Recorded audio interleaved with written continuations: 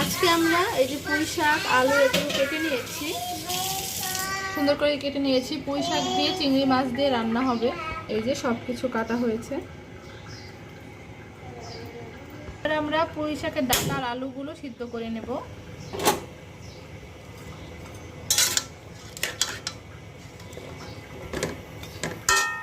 এখানে আমরা পরিমাণ মতো একটু লবণ দিয়ে দেব।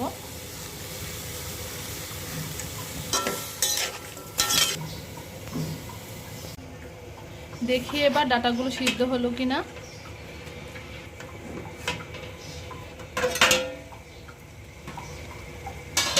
তো দেখুন দর্শক, ডাটাগুলো প্রায় মোটামুটি সিদ্ধ হয়ে গেছে।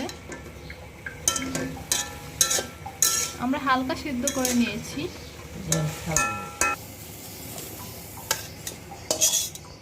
এবার আমরা চিংড়ি মাছগুলোকে ভালো করে কষিয়ে নেব। লবণ হলুদ আমরা দিয়ে রেখেছি, এবার মাখিয়ে নেব মাছগুলোকে। পরিমাণ মতো তেল দিয়ে দিলাম।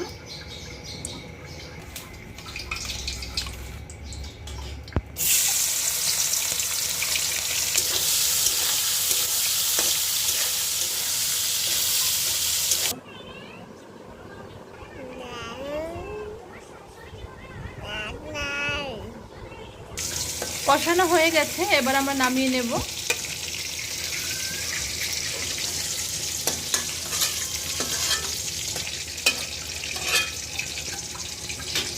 এবার দিয়ে দেব জিরা আর শুকনো লঙ্কা।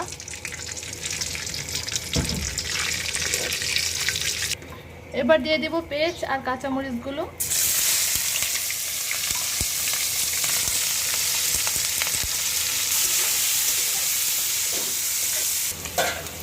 দিয়ে দেব পরিমাণ মতো হলুদের গুঁড়া আর মরিচের গুঁড়া।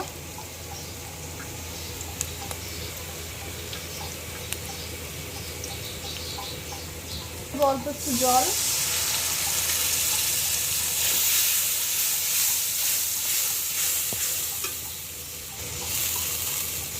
দেব পরিমাণ মতো লবণ।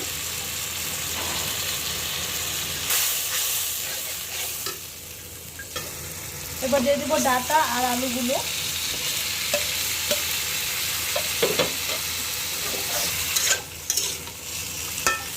তারপর দিয়ে দেবো চিংড়ি মাছ।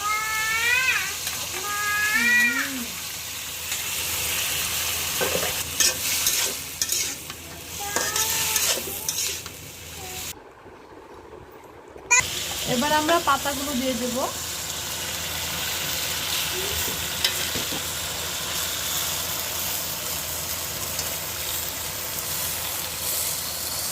এবার চুলাটা একটু কমিয়ে শাকগুলোকে ঢেকে দেব।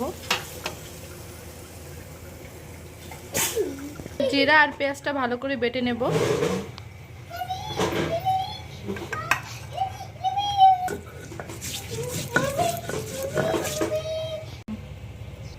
বাটা হয়ে গেছে। এবার আমরা ঢাকনাটা গুছিয়ে দেখব। দেখুন আমরা ঢেকে ঢেকে অনেকক্ষণ যাবত এটাকে সিদ্ধ করেছি। এবার আমরা মশলাটাকে দিয়ে দেব।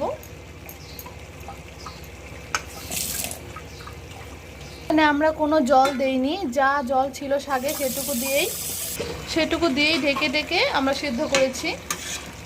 এবার মশলাটা দিয়ে ভালো করে আমরা নেড়ে চেড়ে নিচ্ছি। দেখুন কি সুন্দর গাঢ় গাঢ় হয়েছে।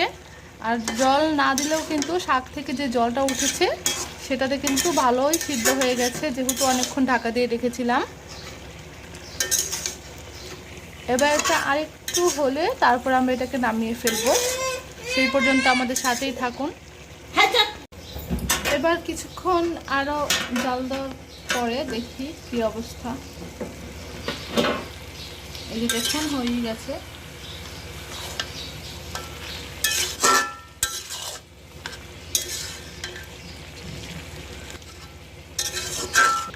এবার নামিয়ে ফেললাম।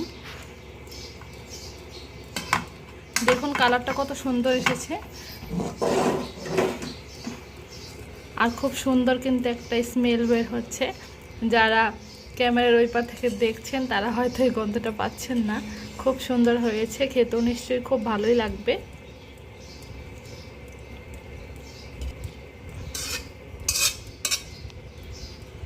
তো দেখুন আমাদের এই ছোট বাচ্চার জন্য আমরা দেখাতে,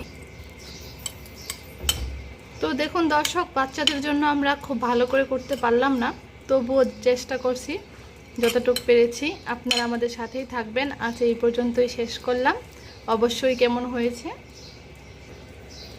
কেমন হয়েছে কমেন্ট করে জানাবেন, লাইক করবেন, শেয়ার করবেন, আর সাবস্ক্রাইব করতে কিন্তু মোটেও ভুলবেন না।